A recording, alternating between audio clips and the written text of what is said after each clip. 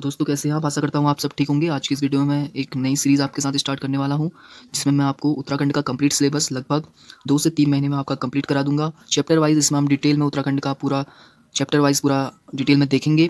इसके बाद अगर आपको कोई दिक्कत रहती है तो आप कमेंट सेक्शन में कह सकते हैं। मैंने पिछली वीडियो में उत्तराखंड पुलिस भर्ती का पूरा सिलेबस कंप्लीट सिलेबस दे दिया था आपको, तो उसको अगर आपने नहीं देखा तो उसको ज़रूर से चेकआउट कर लीजिएगा। डिस्क्रिप्शन में उसकी लिंक है, वहाँ से आप सिलेबस देख सकते हैं। अगर चैनल पे नए हैं तो चैनल को सब्सक्राइब, वीडियो को लाइक जरूर से कीजिएगा मेरे भाई। आपके लिए पीडीएफ बहुत अच्छे से मेहनत करके बना कर लाया हूँ मेरे भाई, ठीक है। तो आज की इस वीडियो में आप बने रहिएगा मेरे भाई। 2 से 3 महीने का टाइम मेरे को आप दे दीजिएगा। इसके बाद आपको कोई भी और वीडियो देखने की ज़रूरत नहीं पड़ेगी, मैं इसकी गारंटी देता हूँ आपको, ठीक है। तो चैप्टर वाइज हम स्टार्ट करेंगे। उत्तराखंड का पूरा जीके हम कवर अप कर लेंगे। आज की इस वीडियो चैप्टर 1 उत्तराखंड का भूगोल यानी कि उत्तराखंड का जो भौगोलिक परिचय है, चैप्टर 1 हम स्टार्ट करने वाले हैं मेरे भाई, ठीक है। तो चैप्टर नंबर 1 होने वाला है ये, तो इसको स्टार्ट करेंगे। अगर वीडियो पसंद आएगी तो वीडियो को लाइक जरूर से करना मेरे भाई, और अपने दोस्तों का शेयर करना। 7-8 महीने आपके पास हैं, फिजिकल की तैयारी तो करना ही करना। सुबह दौड़ना, एक राउंड है तो दौड़ लिया, फिर उसके बाद आप पढ़ना भी, ठीक है। साथ साथ कोई कॉलेज कर रहा होगा, अभी कोई कुछ कर रहा होगा, तो साथ साथ आप पढ़ते भी रहिएगा अपना, ठीक है। तो बिना किसी वक्त गुजारे वीडियो को स्टार्ट करते हैं। तो आप फर्स्ट में देख पा रहे हैं उत्तराखंड का भूगोल, आप देख पा रहे हैं। ये देशांतरी विस्तार है, अक्षांशीय विस्तार ये पूछता नहीं है। इसकी अगर आपको पीडीएफ चाहिए होगी तो पीडीएफ के लिए आप कमेंट कर दीजिएगा, वहाँ पे मैं आपको ये पीडीएफ डलवा दूंगा, ठीक है। तो इसका आयताकार है, इसका क्षेत्रफल कितना है ये तो सभी को पता है, ठीक है। आप इसे अच्छे से देख लीजिएगा वीडियो पॉज करके, या इसका स्क्रीनशॉट ले लीजिएगा। जिसको पता नहीं है, जो नए बच्चे हैं जो अभी 12th पास आउट करके ये फॉर्म फिलअप कर रहे हैं, उनको अगर बिल्कुल भी कुछ पता नहीं है मेरे भाई, बेसिक से पूरा मैं भौगोलिक परिचय लाया हूँ। चैप्टर 1 आज की इस वीडियो में समाप्त हो जाएगा, ठीक है। वीडियो थोड़ी लंबी हो सकती है तो वीडियो पर लास्ट तक बने रहिएगा। उत्तराखंड की राजनीति का प्राकृतिक सीमा आप देख सकते हैं, हिमालय पर्वत उत्तर में है, ठीक है। सही बात है, हिमालय पर्वत उत्तर में आपका है कि नहीं है। हिमालय पर्वत उत्तर में है, टोंस नदी आपकी पश्चिम में, और पूर्व में काली नदी, और उत्तर प्रदेश का जो तराई क्षेत्र है वो आपका दक्षिण में आ जाता है। ये आ गया मेरे भाई आपका राजनीतिक सीमा। राजनीतिक सीमा के अंतर्गत यानी कि उत्तराखंड के जिले जो अन्य राज्यों या अन्य देशों से अपनी क्या करते हैं, सीमा साझा करते हैं। जैसे चीन हो गया, हिमाचल प्रदेश हो गया, नेपाल हो गया और उत्तर प्रदेश हो गया, ठीक है। चीन से आपका क्या आता है, आपका उत्तरकाशी आ जाता है, प्लस आपका चमोली आ जाता है, प्लस आपका पिथौरागढ़ आ जाता है। पिथौरागढ़ जो है तिब्बत के साथ भी साझा करता है। पिथौरागढ़ हो गया, चंपावत हो गया, और आपका उधम सिंह नगर हो गया, ये आपका तिब्बत के साथ साझा करते हैं, ठीक है। वैसे आपका उत्तर प्रदेश के साथ हो गया, हिमाचल प्रदेश के साथ आते हैं, ठीक है। ये तो बेसिक सी बात है। आगे बढ़ेंगे, जैसे यहाँ पे लिखा है उत्तराखंड 2 देश चीन और नेपाल के साथ अंतर्राष्ट्रीय सीमा बनाता है। उत्तरकाशी, चमोली और पिथौरागढ़ से सीमा बनाते हैं कौन, चीन के साथ। और पिथौरागढ़ जो है, पिथौरागढ़, चंपावत और उधम सिंह नगर जो है वो नेपाल के साथ बनाते हैं, ठीक है। तो यहाँ पे आप आसानी से पढ़ सकते हैं नेपाल के साथ, ठीक है। आगे आप यहाँ पे देख सकते हैं मेरे भाई, यहाँ पे आपका कंप्लीट, यहाँ पे मैंने आपको डिटेल में सब प्रोवाइड करने की कोशिश की है कि कैसे आपको समझ में आए डिटेल में। तो उसके लिए मैंने आपको यहाँ पे अच्छे से पीडीएफ यहाँ पे आपके लिए बनाया है, ठीक है। इमेज के माध्यम से आपको अच्छे से आएगा करके मैंने आपको आपके लिए यहाँ पे इमेज भी डाली है, ठीक है। तो आप इमेज से देख सकते हैं, ये हमारे जनपद हैं सारे। उत्तराखंड का भौगोलिक वर्गीकरण पता ही आपको, हिमालय 3 भागों में बटा हुआ है, बृहद हिमालय, लघु हिमालय और आपका शिवालिक हिमालय। बृहद हिमालय जो होता है सबसे बड़े हिमालय होते हैं, इनकी ऊंचाई सबसे ज़्यादा होती है बृहद हिमालयों की, ठीक है। इनके अंतर्गत आ जाते हैं आपके, देख सकते हैं, इनके अंतर्गत आपका नंदा देवी बृहद हिमालय के अंतर्गत आता है। चमोली में जितने भी आपके पर्वत चोटियाँ हैं नंदा देवी पर्वत हो गया, कामेट पर्वत हो गया, नंदा देवी पूर्वी हो गया, बद्रीनाथ पर्वत हो गया, आपका त्रिशूल पर्वत, चौखंबा पर्वत, ठीक है, नंदाकोट पर्वत हो गया, नारायण पर्वत, ये सारे पर्वत किसके अंतर्गत आते हैं, ये बृहद हिमालय के ही अंतर्गत है। यानी कि जितने बड़े बड़े पर्वत हैं आपके, ये सब बृहद हिमालय के अंतर्गत ही आते हैं। इसकी चौड़ाई आप देख सकते हैं, औसतन चौड़ाई कितनी है, 30 से 50 किलोमीटर आपकी औसतन चौड़ाई आपको देखने को मिल जाती है, ठीक है।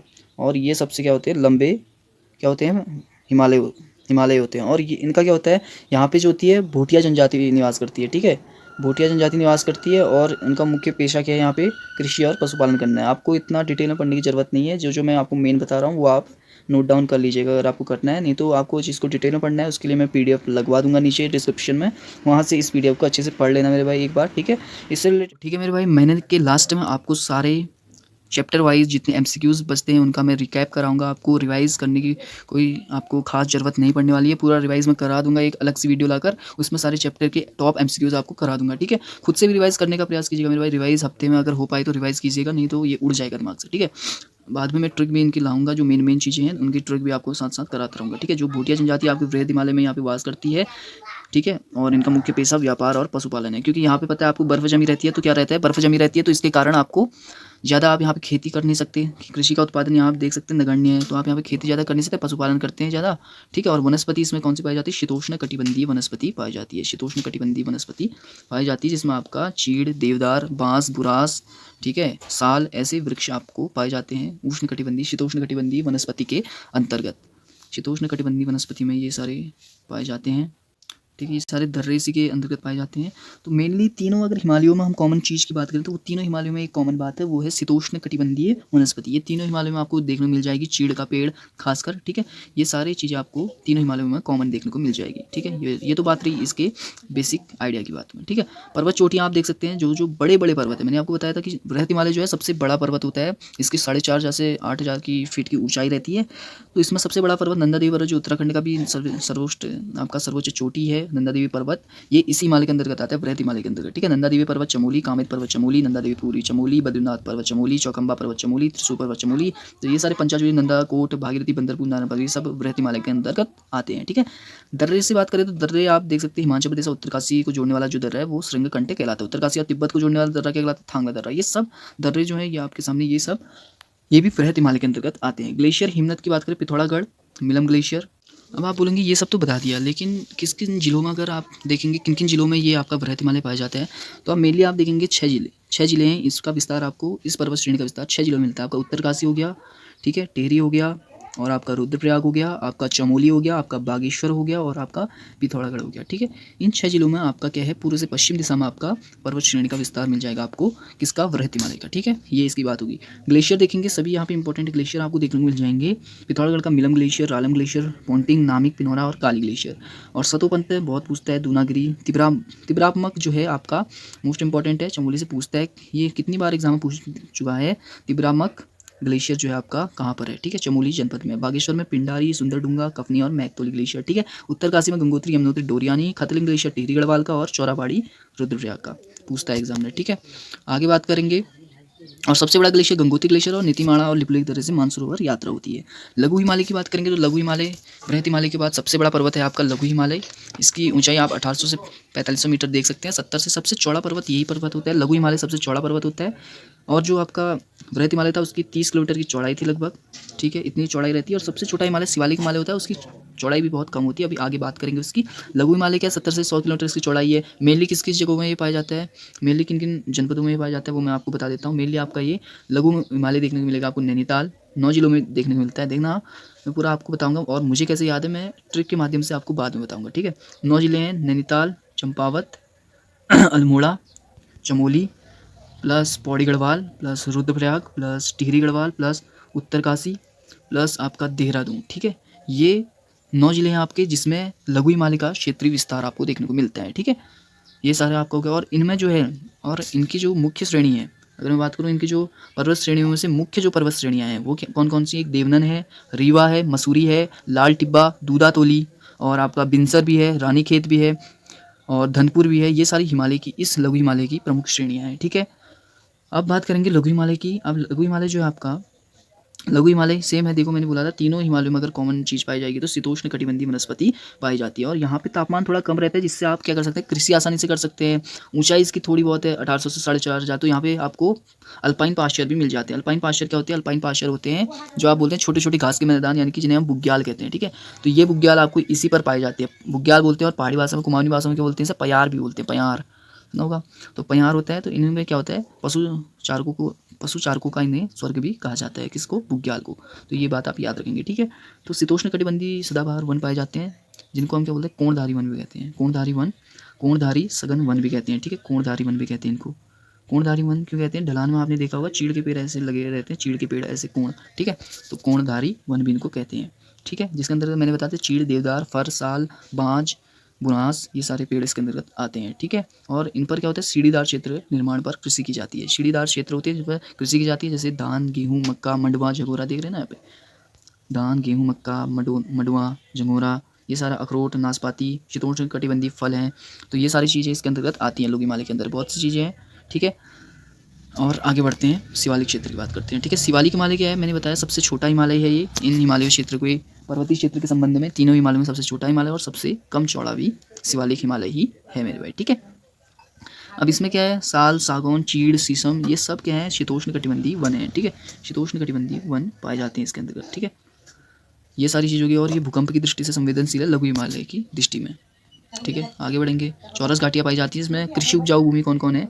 कृषि उपजाऊ भूमि जो है आपके शिवालिक हिमालय के अंदर आते हैं। देहरादून, पचवादून, हरिकीदून, कोटद्वार, ठीक है। ये सारे क्या हैं आपके कृषि करने योग्य भूमियाँ हैं, ठीक है। अब मैदानी क्षेत्र की बात करते हैं। मैदानी क्षेत्र उत्तराखंड में 3 टाइप के होते हैं, भाबर क्षेत्र, तराई क्षेत्र और आपका क्या कहते हैं गंगा का मैदान, ठीक है। भाबर क्षेत्र में क्या होता है, भाबर क्षेत्र में मोटा-मोटा मैं आपको बता देता हूँ, इसको अगर आप पढ़कर आपको समझ में नहीं आता तो भाबर क्षेत्र ऐसा क्षेत्र होता है जहाँ पे पानी अपने साथ क्या करता है, नदियाँ अपने साथ क्या करती है, बड़े-बड़े अवसादों को लाती है, बड़े-बड़े कंकड़ पत्थर लाती है, तो वहाँ पे एक जगह पे वो ठहर जाती है ना, एक जगह पे सारा रेत, कंकड़, मिट्टी सब ठहर जाता है। तो ठहरने के बाद क्या हो जाता है, वो वहीं पे वहाँ पर मैदान बन जाता है, तो वो मैदान क्या कहलाता है, भाबर क्षेत्र कहलाता है, जहाँ पे बड़े-बड़े कंकड़ पत्थर अपने साथ नदी लेकर बहा कर ले आती है, ठीक है। अब तराई क्षेत्र की बात करेंगे, ठीक है। अब तराई क्षेत्र की बात करते हैं। तराई क्षेत्र आप क्या हो जाएगा, मेनली आपका तराई क्षेत्र आ जाएगा, जिसमें क्या होता है, छोटे छोटे मतलब महीन कण होंगे, ज़्यादा वो नहीं, रेत देख सकते हैं आप ना, छोटा छोटा कहते हैं महीन कण होते हैं, महीन कण लेकर आती है नदी अपने साथ, बहा कर लाती है और एक जगह पे जमा हो जाता है, वो क्या हो जाता है आपका तराई क्षेत्र हो जाता है, तराई भाग कहलाता है वो, ठीक है।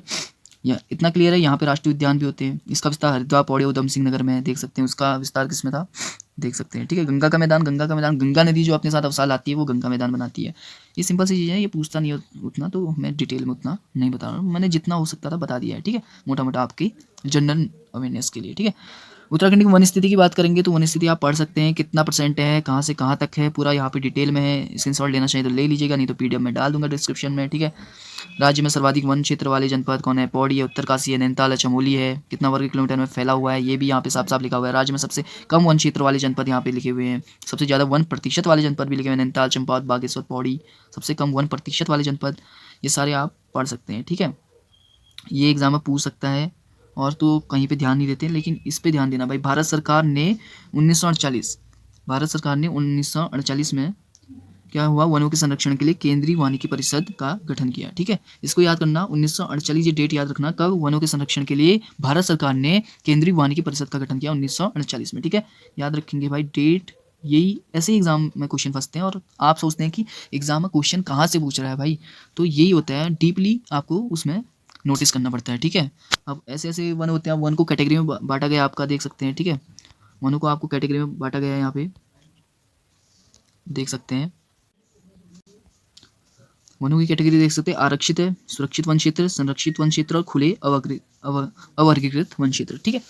आरक्षित में क्या है, जिनको आप क्या कर सकते हैं, जिन वनों को आप काट वाट नहीं सकते, ठीक है, काटने का अधिकार नहीं आपको। संरक्षित में जो आप थोड़े बहुत आपके बचे हुए हैं, ठीक है, संरक्षित वो हो गए, ठीक है। आरक्षित वो हो गए, क्या कहते हैं, जिनमें थोड़े बहुत बचे हुए हैं। संरक्षित आपको काटने का कोई अधिकार नहीं है, अनुमति प्राप्त नहीं होती है, ठीक है, इनको काटा वाटा नहीं जा सकता। नीचे लिखा है वो वन क्षेत्र जिनमें, आरक्षित वन क्षेत्र कौन होते हैं, जिनमें प्राप्त नहीं होती आपको काटने की अनुमति, और संरक्षित वन क्षेत्र सीमित मात्रा में आप बचे हुए हैं, और आपका और ऐसे वन क्षेत्र जिनमें क्या होता है, अपने मतलब आप यूज़ के लिए उनको काट सकते हैं, वो अवर्गीकृत वन क्षेत्र कहलाते हैं, ठीक है।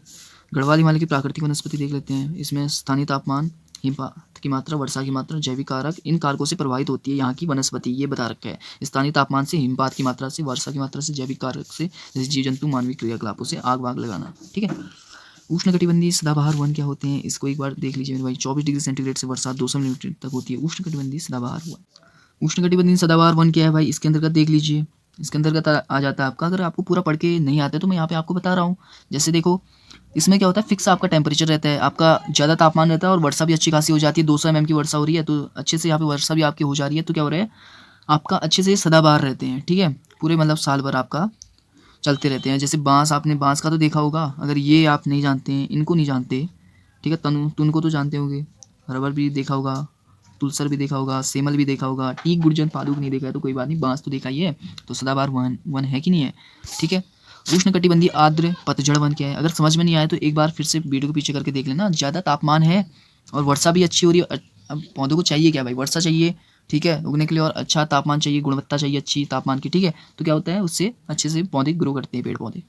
उष्णकटिबंधीय आर्द्र पतझड़ वन देख सकते हैं आप, इसमें थोड़ा कम तापमान रहता है। फिर ये क्या रहते हैं, पतझड़ वन है तो ये क्या करते हैं, बसंत ऋतु से अपने पूर्व पत्ते गिरा देते हैं, ठीक है, और इनको मानसूनी वन भी कहा जाता है, यहाँ पे लिखा हुआ है मानसूनी वन, तो ये पत्ते गिरा देते हैं अपने, पतझड़ वन, पत्ते गिराना, ऐसे ही याद कर सकते हैं, क्या दिक्कत है। शहतूत का तो देखा होगा, पलास का भी देखा होगा, कुसुम का पौधा पेड़ भी देखा होगा आपने, अंजू का भी देखा होगा, बहेड़ा की भी देखा होगा कितनों ने। ये है भाई आम पेड़ पौधे हैं, सभी ने देखे होंगे, कहीं ऐसे नहीं है कि म्यूजियम से निकाल के लाए हैं भाई, बहुत पुराना एंटिक पीस निकाल के लाए हैं, ठीक है। उष्णकटिबंधीय शुष्क पतझड़ वन क्या है, इनमें और थोड़ा कम तापमान हो गया, ठीक है, और वर्षा भी थोड़ी ठीक ठाक रह गई।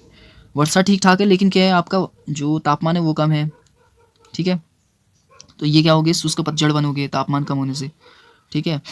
इन वनों में मुख्य प्रजातियां आप ढाक, सेमल, गूलर, जामुन, बेर, जामुन का पेड़ तो देखा ही होगा। उपोष्ण कोणधारी वन, ये वही वन आगे जो मैंने अभी बताया था आपको, शीतोष्ण कटिबंधीय वन नहीं बताए थे, शीतोष्ण कटिबंधीय वन बताया था ना, कोणधारी वन, तो वही है कोणधारी वन। तो चीड़ का पेड़ इसमें मुख्यतः आ जाएगा।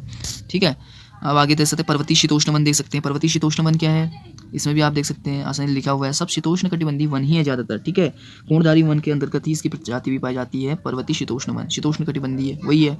उप एल्पाइन और एल्पाइन वन, एल्पाइन वन वो वन होते हैं मेरे भाई, ये होते हैं तेल युक्त वाले वन होते हैं, इनमें तेल निकलता है। ठीक है, ये तेल वाले होते हैं, ये याद रखना। एल्पाइन जितने भी आपके माइंड में पेड़ आएंगे तेल वाले जो उत्तराखंड में होते हैं, तो वो सारे क्या है आपके एल्पाइन वन है। जैसे आप यहाँ पे लिखा हुआ एग्जांपल, ब्लू पाइन है, स्प्रूस है, साइप्रस है, देवदार, देवदार तो देखा होगा, ये नहीं देखे तो। ठीक है, एल्पाइन झाड़ियाँ वही है मेरे भाई, मुलायम घास के जो बुग्याल क्षेत्र होते हैं। ठीक है, इतनी ऊंचाई पे लगते हैं वाले। ठीक है, 3700 मीटर पे, ये क्या है आपके एल्पाइन झाड़ियाँ होती है, जो आप बुग्याल और स्थानीय वासियों प्यार कहते हैं, जो मैंने अभी आपको आगे वीडियो में बताया। इस पर ज़्यादा डिटेल में चर्चा नहीं करेंगे। राज्य में पाई जाने वाली वनस्पतियाँ, अब वनस्पति का क्षेत्रीय नाम देख लीजिए आप, बुरांस है, सुरई है, काफल, अखरोट है, इनका वानस्पतिक नाम हिंदी में है और वानस्पतिक नाम अंग्रेजी में है। ठीक है, आप देख सकते हैं, अच्छे से इसको पढ़िएगा मेरे भाई।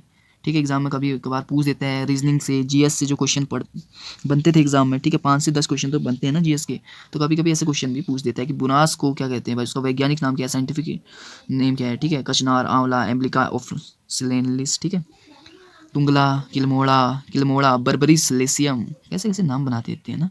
चलो आगे बढ़ते हैं भाई। उत्तराखंड का नदी तंत्र देखेंगे आप। ठीक है, अब उत्तराखंड में जो नदियां हैं ना मेरे भाई, उत्तराखंड की जो नदियां अधिकांश क्या होता है, इनका जो प्रवाह होता है उत्तराखंड की नदियों का, उनका प्रवाह होता है दक्षिण या दक्षिणी पूर्व दिशा में ही होता है, देखा होगा आपने। ठीक है, और उत्तराखंड की जो है राज्य की सर्वाधिक जो लंबी नदियां हैं वो मैं आपको बता रहा हूँ। सर्वाधिक लंबी नदियां हैं, 4 लंबी नदियां हैं। सबसे पहली लंबी नदी उत्तराखंड की सबसे लंबी नदी कौन सी है, वो है काली नदी।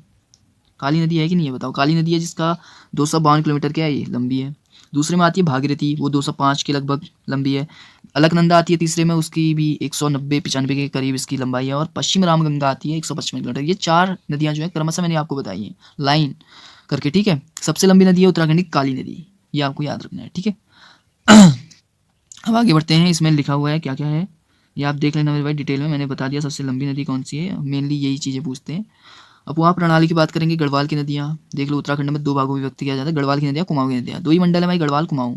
तो इनकी गढ़वाल थोड़ा बड़ा क्षेत्र है तो उसमें ज़्यादा नदियाँ हैं, उस साइड को ज़्यादा नदियाँ गढ़वाल में। गढ़वाल की नदियाँ देख सकते हैं, भागीरथी, भिलंगना का अपवाह तंत्र, भिलंगना जहाँ पे टीरी बांध बना हुआ है, भागीरथी भिलंगना पे। ठीक है, अलकनंदा का अपवाह तंत्र, यमुना का अपवाह तंत्र, कुमाऊं की नदियाँ, काली नदी का अपवाह तंत्र।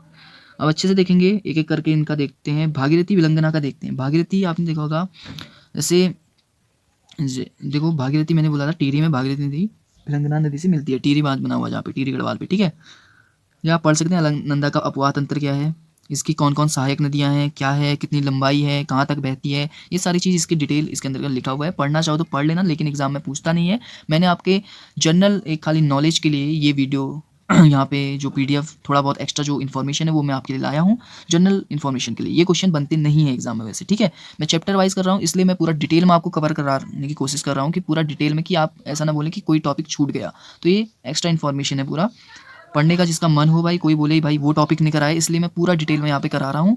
इसलिए जिसको कोई दिक्कत हो तो वो पूरा पढ़ सकता है, ऐसी कोई बात नहीं है। ठीक है, मैं मेनली आपको बता दूंगा क्या चीज़ पूछता है। जैसे आपका भागीरथी का पूछता है, ठीक है, भिलंगना नदी का पूछता है, जो भिलंगना नदी है उसी पर क्या बना है आपका जो है, जो सॉरी आपका जो भिलंगना नदी है वो कहाँ से निकलती है, ये निकलती है आपका खतलिंग ग्लेशियर। मैंने आपको बताया था जब ग्लेशियर बताए थे मैंने बृहत हिमालय के अंतर्गत, तो ग्लेशियर उसमें क्या था आपका, टिहरी में कौन सा ग्लेशियर था आपका, खतलिंग ग्लेशियर। तो खतलिंग ग्लेशियर से ही, जो आपका खतलिंग ग्लेशियर है उसी ग्लेशियर से आपका क्या निकलता है, आपकी भिलंगना नदी निकलती है। ये आप एक चीज़ याद रखना। ठीक है, और भिलंगना नदी की जो सहायक नदियाँ हैं उसको याद रख लेना मेरे भाई। भिलंगना नदी की सहायक नदियाँ हैं आपकी, एक तो है मेदे गंगा है। ठीक है, एग्जाम में पूछता है, मैंने यहाँ पे इसमें लिखा है या नहीं लिखा मुझे पता नहीं है। एक मेदे गंगा है, और एक दूध गंगा है, एक धर्म गंगा और एक बाल गंगा। ठीक है, ये 4 मेनली याद करके जाना, ये एग्जाम में पूछता है। मेदे गंगा, दूध गंगा, धर्म गंगा, दूध गंगा, धर्म गंगा और मेरे भाई बाल गंगा। ठीक है, ये 4 क्या है आपकी भिलंगना नदी की सहायक नदियाँ हैं, इतना याद रहेगा। चलो आगे बढ़ते हैं। इसके बाद आगे बढ़ते हैं मेरे भाई। अब मैं आपको बता देता हूँ एक बार पंचप्रयागों के बारे में। ठीक है, पंचप्रयाग क्या होते हैं, पंचप्रयाग में आपका आता है विष्णुप्रयाग आता है, नंदप्रयाग आता है, कर्णप्रयाग आता है, रुद्रप्रयाग और देवप्रयाग। विष्णुप्रयाग आपका चमोली जनपद के अंतर्गत आता है, जिसमें क्या होता है आपका अलकनंदा और विष्णु गंगा, मतलब कि धौली गंगा। ठीक है, अलकनंदा से धौली गंगा मिलती है चमोली में विष्णुप्रयाग पर।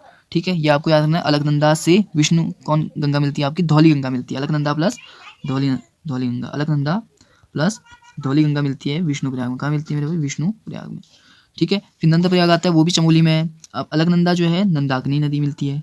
ठीक है, अलकनंदा और नंदाकिनी नदी, देखो अलकनंदा प्लस नंदाकिनी, सब जितनी नदियां हैं अलग अलग हैं, सब अलकनंदा से ही मिलती हैं, इतना याद रखना। ठीक है, नंदाकिनी जो है अलकनंदा से मिलती है, क्या बनाती है? नंदप्रयाग चमोली जनपद में। कर्णप्रयाग पिंडारी नदी, ठीक है, कर्णप्रयाग जो है पिंडारी नदी, कर्णप्रयाग जो है पिंडारी नदी बनाती है। ठीक है, कर्णप्रयाग में पिंडारी नदी, कर्णप्रयाग जो है पिंडारी नदी प्लस अलकनंदा, ये हो गया आपका क्लियर। कर्णप्रयाग का चमोली जनपद में है ये भी। ठीक है, इसकी लंबाई लगभग कितनी होती है? इसकी लंबाई लगभग 100 किलोमीटर के आसपास है। जो चमोली में पिंडारी नदी पिंडारी ग्लेशियर से निकलती हुई कर्णप्रयाग में अलकनंदा से मिलती है, उसकी लंबाई लगभग 100 किलोमीटर है मेरे ख्याल से। ठीक है, इतना ही है एग्जैक्ट मेरे ख्याल से, 100 से 105 इतना है लगभग। रुद्रप्रयाग में बात करें तो रुद्रप्रयाग में अलकनंदा जो है, रुद्रप्रयाग में अलकनंदा आपकी मंदाकिनी नदी से मिलती है। किससे मिलती है? मंदाकिनी नदी से। और देवप्रयाग में आपका भागीरथी किससे मिलती है? अलकनंदा से, जो कि क्या बन जाती है वहाँ से? गंगा बन जाती है, सभी को बताया। ठीक है, ये हो गया आपके पंचप्रयाग हो गए। ठीक है, ये बाकी जो एडिशनल इन्फॉर्मेशन मैंने डाली है सारे सबके बारे में, धौली गंगा नंदा त्रिशूली पर्वत श्रृंखला से पश्चिमी सोर्स से निकलती है, विष्णुप्रयाग अलकनंदा से मिलती है, जो अभी बताया मैंने, विष्णुप्रयाग पंचप्रयाग, ये पंचप्रयाग आगे सारे देखो, अभी मैंने ऊपर आपको बता दिया था। आगे विष्णुप्रयाग में धौली गंगा, नंदाकिनी मिली आपकी कहाँ? नंदाकिनी यहाँ पे दिया नहीं है, लेकिन सॉरी दिया है, नंदाकिनी नंदप्रयाग, नंदाकिनी नंदप्रयाग है ना, इसलिए दिख नहीं रहा वैसे। पिंडारी नदी आपका पिंडारी ग्लेशियर से निकलती है और कर्णप्रयाग में मिलती है, बिल्कुल सही बात है। मंदाकिनी रुद्रप्रयाग में मिलती है, बिल्कुल सही बात है। काली नदी का वासुकी ताल है उद्गम स्थल, ये सब आप देख सकते हैं। पश्चिमी रामगंगा मैंने बताया था आपका, चौथी सबसे लंबी नदी है आपकी उत्तराखंड की। कौन सी? आपकी पश्चिमी रामगंगा, चौथी नदी है सबसे, चौथी सबसे लंबी नदी है आपकी पश्चिमी रामगंगा। तीसरी है अलकनंदा, दूसरी है आपका भागीरथी, और पहली है आपकी काली नदी 252 किलोमीटर। किसी का याद करें ना करें, काली नदी का जरूर से याद करना, 252 किलोमीटर। ठीक है, आगे बढ़ते हैं। भागीरथी के बारे में एडिशनल इन्फॉर्मेशन दी है कि कैसे आपका गंगा निकलती है, गंगा बनती है भागीरथी अलकनंदा से मिलकर। ठीक है, भिलंगना के बारे में मैंने आपको बता दिया डिटेल में। सोंग नदी है, सुरकुंडा पर्वत इसका उद्गम स्थल है, ये पूछता है एग्जाम में, और बाकी कुछ नहीं पूछता। आगे आप देख सकते हैं, काली नदी का बता दिया मैंने, जो इंपॉर्टेंट है काली और शारदा, ये आप डिटेल में देख लीजिएगा, जब मैं आपको PDF दूंगा, आपका रिवाइज करने के लिए अच्छा रहेगा। ठीक है, वीडियो ज़्यादा लंबी हो जाएगी, इसलिए मैं पूरा डिटेल में यहाँ पे आपको नहीं बता सकता। अब आपका नदियों के किनारे स्थित प्रमुख नगर, ये पूछता है एग्जाम में बहुत बार। ठीक है, नगर आप देख सकते हैं देवप्रयाग, किस नदी के संगम पर ये स्थित है? अलकनंदा और भागीरथी। अगर आपने पंचप्रयाग पढ़े हैं तो पंचप्रयाग तो यहाँ पे कवर हो गया आपके। ठीक है, पंचप्रयाग पढ़े तो पंचप्रयाग तो यहाँ पे कवर हो गए ना मेरे भाई, इधर तक ये तो पंचप्रयाग कवर हो गया, तो ये याद करने की जरूरत ही नहीं है आपको। पंचप्रयाग याद है तो ये याद है अपने आप आपको। ठीक है, ऋषिकेश की बात करें तो ये गंगा और चंद्रभागा नदी के किनारे पे बसा हुआ है। केदारनाथ मंदाकिनी नदी के किनारे बसा हुआ है। ठीक है, हरिद्वार आपका गंगा नदी के किनारे, उत्तरकाशी भागीरथी नदी के किनारे, श्रीनगर अलकनंदा के किनारे। श्रीनगर कौन सा है? पौड़ी गढ़वाल का। ठीक है, ठीक है, टिहरी में भी है। गंगोत्री उत्तरकाशी में स्थित है और भागीरथी और केदार गंगा के किनारे बसा है। कालसी जो है आपका यमुना और टोंस नदी के किनारे बसा है। टोंस नदी कहाँ पे थी? जब मैंने भौगोलिक परिचय बताया था आपको, पश्चिम पे थी ना, पश्चिम में बहती है उत्तराखंड में टोंस नदी। बागेश्वर सरयू और गोमती के किनारे। टनकपुर आपका चंपावत में है, काली नदी के किनारे बसा हुआ है।